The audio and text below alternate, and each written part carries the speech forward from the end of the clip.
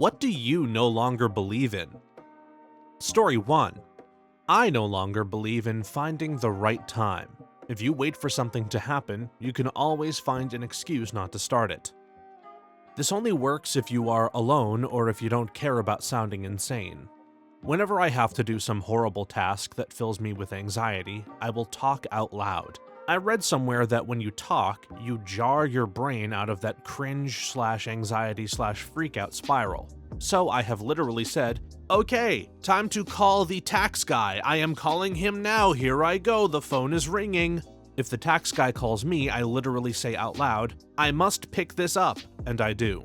It doesn't have to be loud, but it has to be enough that you focus on what you are saying and not on what your brain is screaming at you. I wholeheartedly agree. There is no such thing as the right time. You just have to get off your arse and do it. I've learned this the hard way in my life. Continually waiting for the right time is the reason why I never made anything of my life despite being in my 40s already. I like this. I put off having a child while I was in training. I always figured I'd hit the next big milestone, get a little bit more financially secure, and then make it happen. My dad was the one who cautioned me that there's never a good time and that things tend to work out. We had a kid during med school, but haven't been able to have one since. Had I waited like I planned, we may never have had a kid. It ended up being good advice. Or the opposite. Sometimes it's best to accept the reality that the right time may never come. I usually hear this argument about children. But the reality is, for some people, there might never be a good time to have children, and that's okay. Mental health and financial stability in particular are things that sometimes take decades to fix, or potentially never resolve, even with committed effort. That doesn't mean that you can't mourn a potential future that isn't a good fit, and it doesn't mean you yourself never find happiness. But the finding the right time is 100% a valid consideration. As someone who grew up in a home of poverty and trauma with a mom who absolutely believes you can just do it, and a former teacher who witnessed so many children from broken homes, I can attest to the horrors of what happens when adults choose to bring human beings into this world when they're not ready. Story 2. That hard work alone ensures success. I've seen too many cases where the appropriate timing and connectivity are required. I interviewed for a job about 10 years ago that I was surprised I didn't get, as I had over a decade of experience in that exact role. I later ended up working at the same organization in a lower position with a guy as my boss in the role I interviewed for, who had almost no experience and wasn't good at it at all. I met someone who was on the interview panel a year or two later who told me he thought the guy they hired was the worst candidate they interviewed. But the person in charge of hiring said she thought he was charming. He was later fired for having fun with his assistant on his desk in the office. I think we can put that one to rest forever. Some people are born in a place where hard work will never get them anywhere. And then there are the ones with no talent whatsoever, who can make a fortune online doing something online with no value at all. Also, gotta love nepotism and cronyism. Busted my ass in high school to go to a good university, worked 2 jobs to support myself in college, business fraternity, tons of leadership roles, internship every summer, networking like mad, etc. Sigh of relief when I had my full-time offer lined up before I graduated. Imagine my shock when someone on my team who put 0 effort in ended up in the same role as me because their dad was a partner at the firm. Like, wow.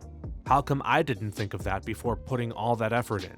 I've become a lot less bitter about it over the years after meeting tons of privileged folks who've put more effort in than I did, but damn, it sucks to know that some people can just coast without a worry.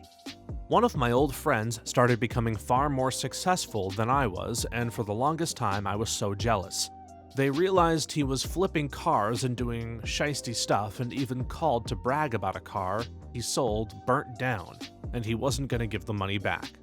These were like moms needing transportation to work and stuff, and he'd straight up scam them. He got a big-ass house now and a bunch of cars, and I'm not jealous in the slightest. Every piece of his wealth was gained by putting others down without a second thought, and it really made me start thinking differently. Empathy for other humans seems so ingrained in how I think, and that's when I realized how so many people become wealthy. Not everyone has empathy or guilt or anything like that. It seems so crazy to me. Story 3. The decency, intelligence, and sense of ethics of the vast majority of humans. Most people are not bad, but indifferent to evil, and they refuse to learn, to understand the world around them, to understand cause and effect, and to have at least basic empathy. Most people are not bad, but they want bad people to govern, and they don't care about evil unless evil and bad policies affect them directly, and I mean directly them, not their family, their friends, or their community, them. Yeah, I'm disgusted with most people's morals. Short-sighted, self-serving, and often blazingly immature, men are the worst. Being a guy, I can say most guys are despicable tyrants who are terribly stubborn in their stupidity. I give women a partial pass because living in this microaggression-filled society, I'm surprised there are no more hurting women. Says much about humanity as a whole, none of it particularly respectable or honorable. We're selfish jerks who can invent useful things once in a while and occasionally produce some nice art to look at, but on the whole, I wouldn't want to befriend us. What exactly do we bring to the friendship table? Reliability? Nah, we keep repeating our own history even though we're aware of it. Respect? We only offer that if we get something out of it. Ourselves. Reciprocity? Hell no, we're takers and dominators, not sharers and compromisers. No wonder ETs steer clear. Smart.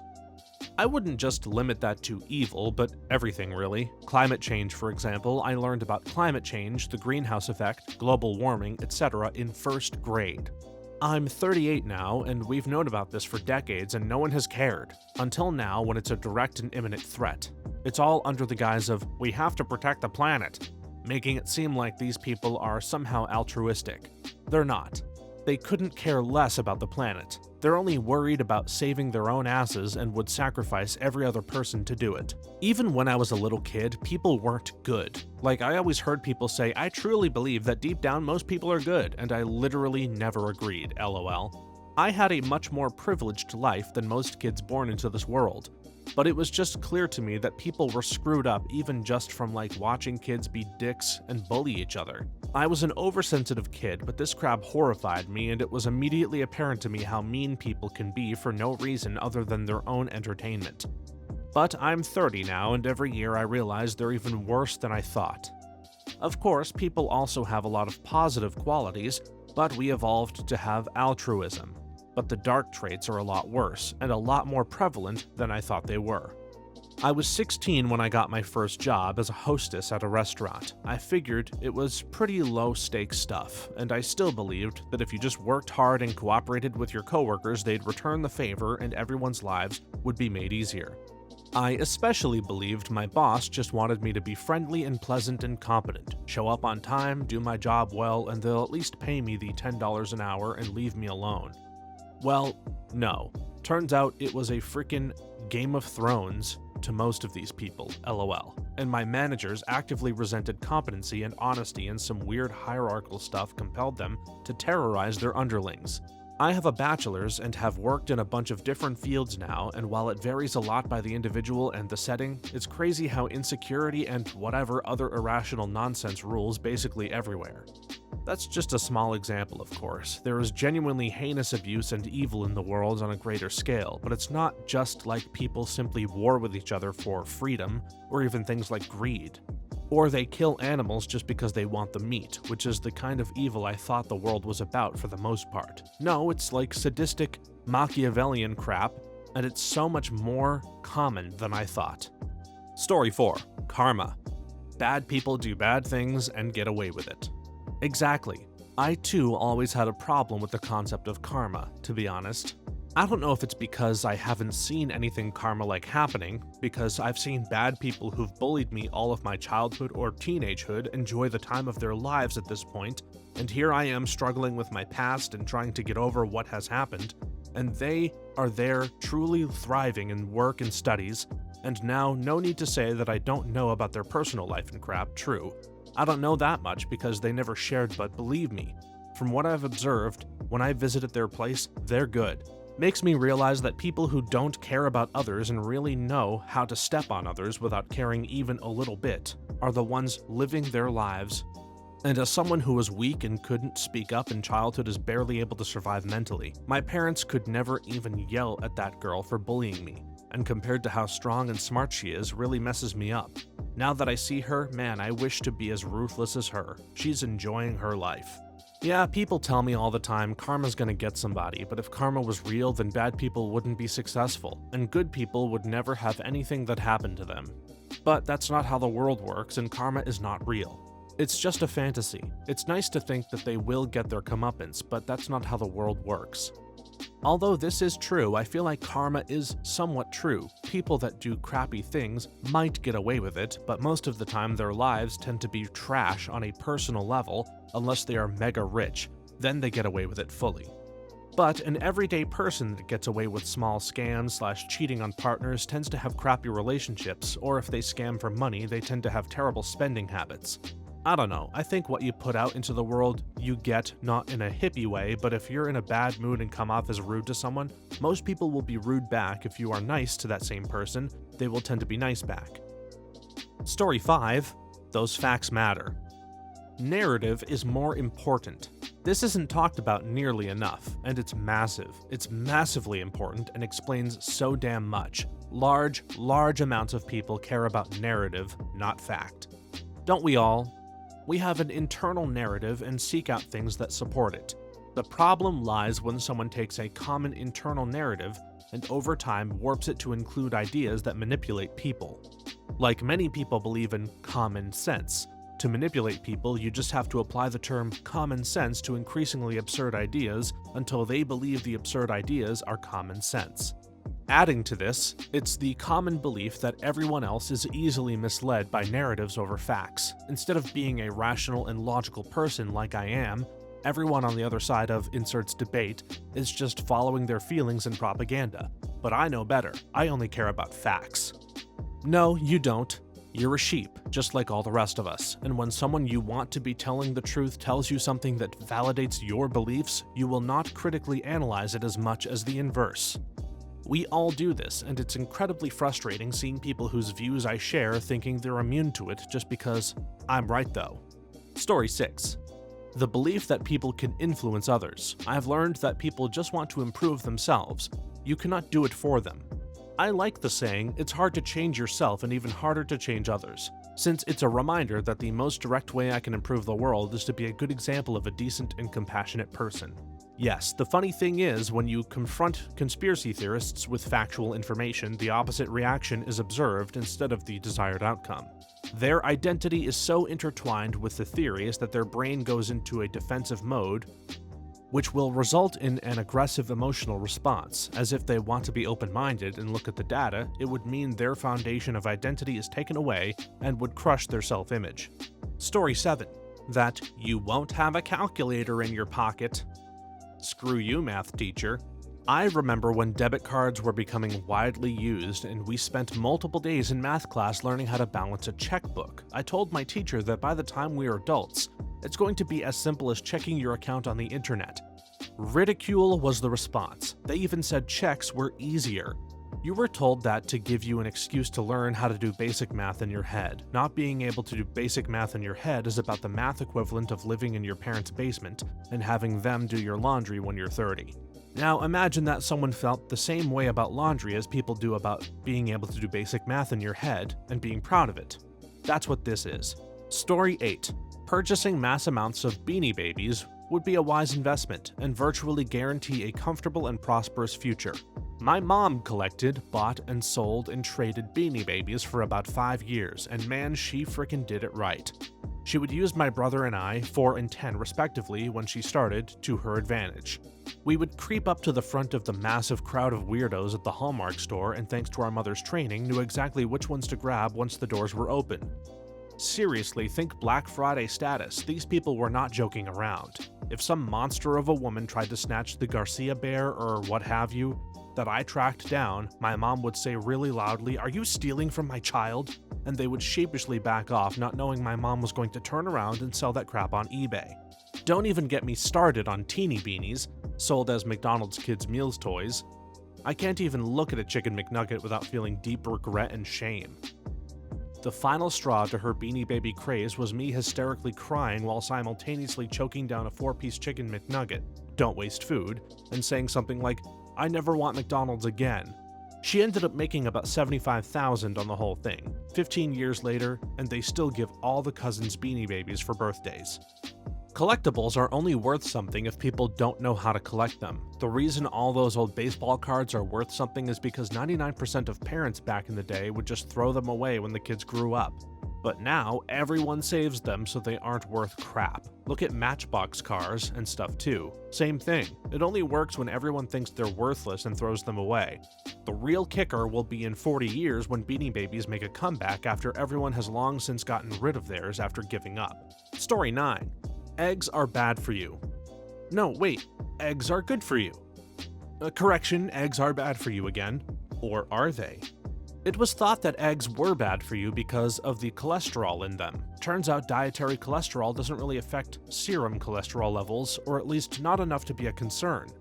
It's pretty simplistic dietary thinking. Being fat is bad, so eating any fat at all will make you fat. So don't eat fat. Cholesterol in your body clogs your arteries, so don't eat anything with cholesterol in it. I believe there was a very old study where some guy fed rabbits a tremendous amount of cholesterol and they got heart disease. 1. We are not rabbits. 2. Nobody consumes cholesterol in those amounts. They are bad. The yolks, anyway. The whites seem to be okay. However, egg producers have a lot of money and a very powerful lobby. In Canada, anyone who wants to do a study citing the positive aspects of their consumption can get a $100,000 grant. Anyone doing a study that shows anything different is in for a career-ending showdown. Had better lawyer up and definitely purchase a life insurance policy if they have any kids. Story 10.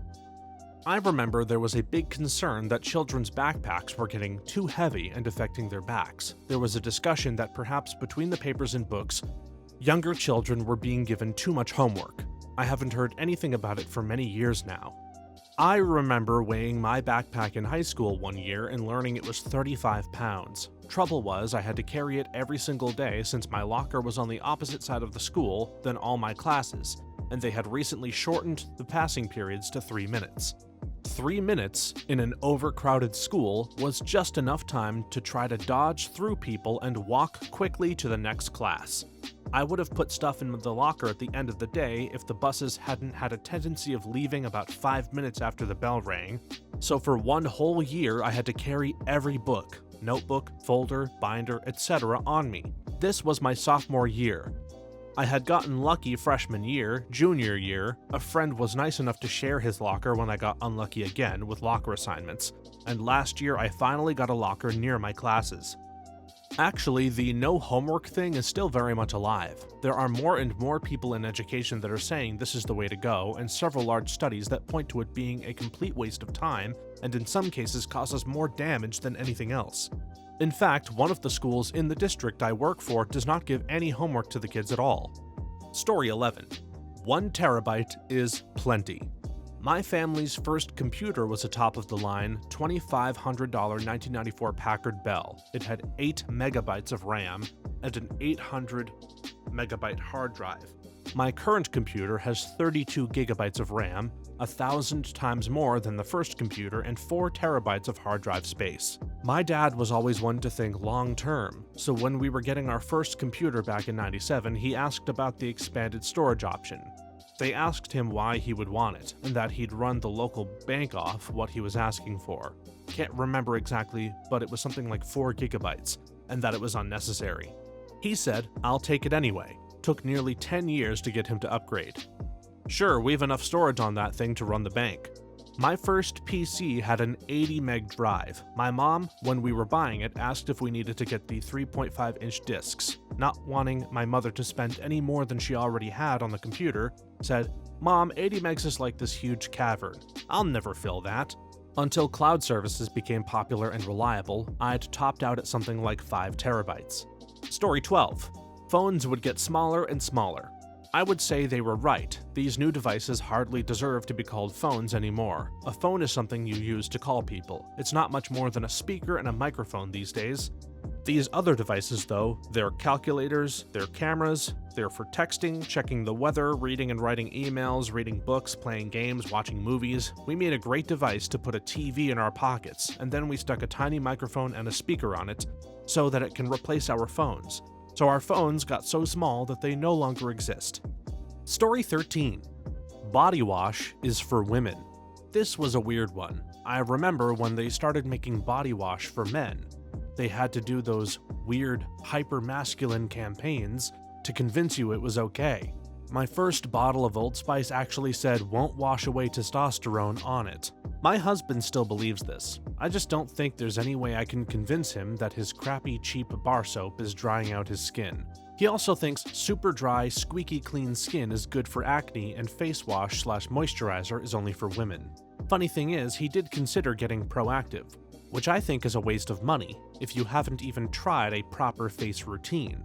He's very self-conscious about his blemishes, so I'm not sure why he won't try.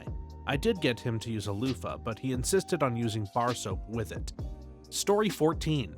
Astronomers here, people believed in the early 90s that we knew a far larger fraction of what the universe is made of, and that the universe was perhaps going to someday collapse on itself or maybe stop expanding. Then, in the late 90s, the discovery of dark energy happened, and we've been scratching our heads on that one ever since. Story 15. That HIV infection meant certain death. Actually, most people probably believed it throughout the 90s, but it was true only until 1995. I want to tell everyone a story.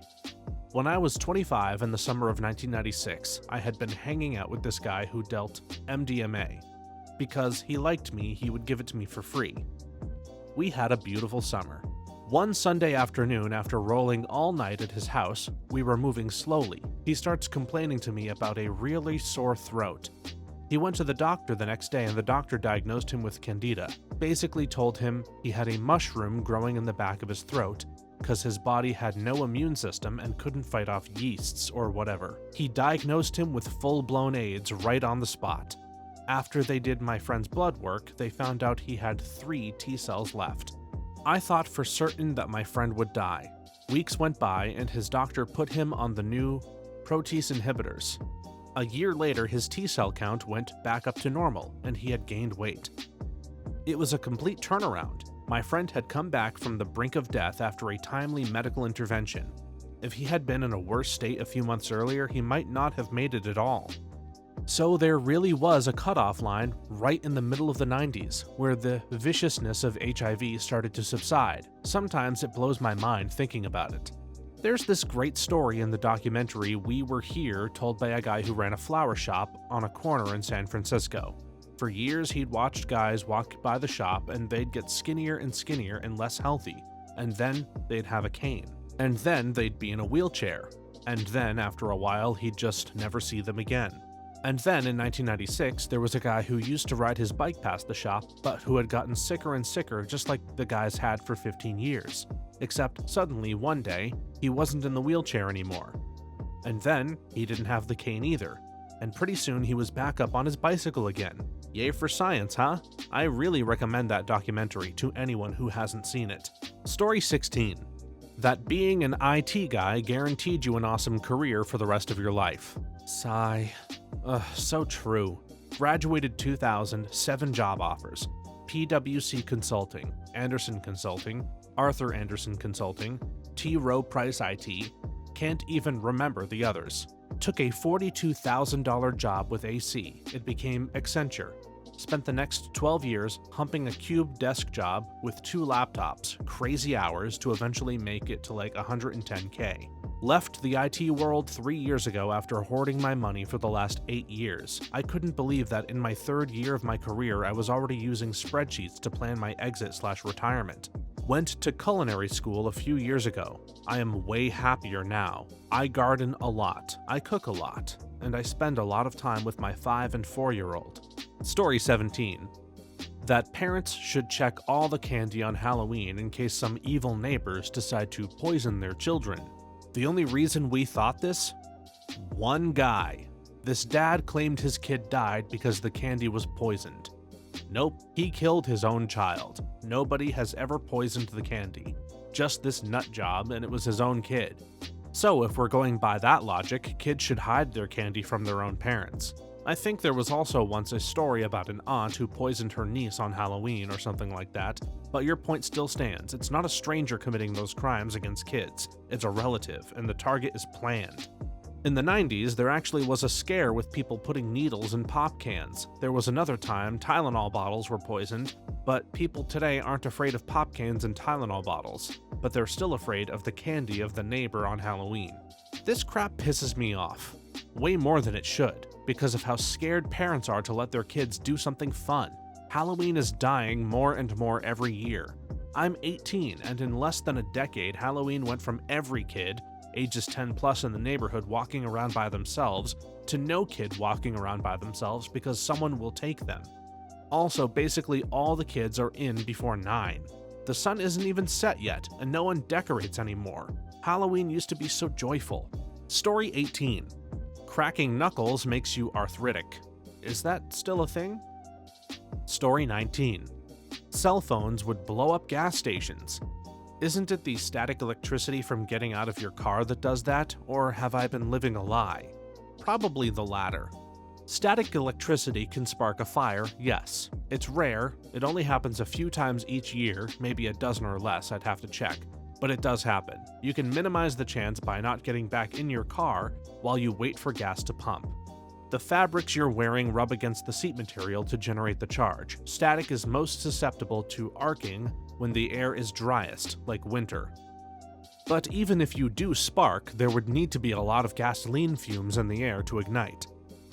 The cell phone bit is bogus though. The idea comes from people who don't understand how electromagnetic radiation works very well. The thinking is that your cell phone and your microwave oven both emit microwave radiation, and the latter can cause atoms to excite or heat up, and metals to spark. Thing is though, that's only because microwave ovens emit radiation of a very specific frequency that gets absorbed by the electrons in the atoms. Cell phones emit on a completely different frequency. To use a very crude metaphor, imagine you're on a swing set. If you pump at just the right time interval frequency, the swing gains more energy, goes higher, etc.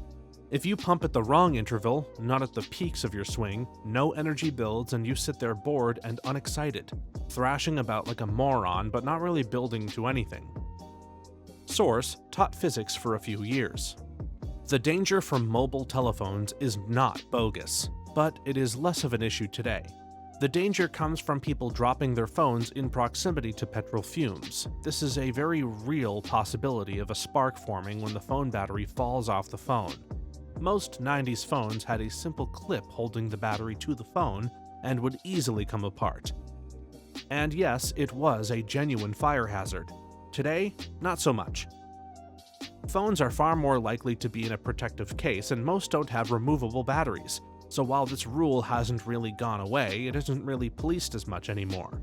Source: spent most of the 90s working at fuel stations and did several firefighting courses as a result. Thanks for watching until the end. If you have a similar story to these that you want to share with us, please leave it in the comments below. If you enjoyed this video, please leave us a like and subscribe. For more videos like this one right now, please stop by our channel. Thanks again, and see you next time.